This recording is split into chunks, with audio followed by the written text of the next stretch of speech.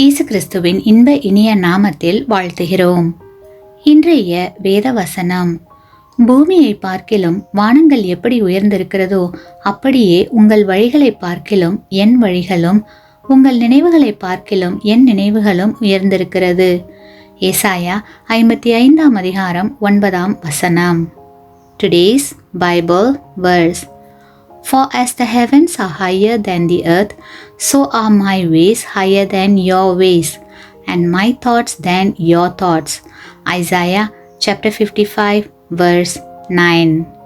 கிறிஸ்துவுக்குள் அன்பான சகோதர சகோதரிகளே, சில சமயங்களில் நம்முடைய மனதில் நான் ஏன் இன்னும் இந்த உலகில் வாழ்கிறேன் என்று நினைத்து கலங்கிக் கொண்டிருக்கிறீர்களா?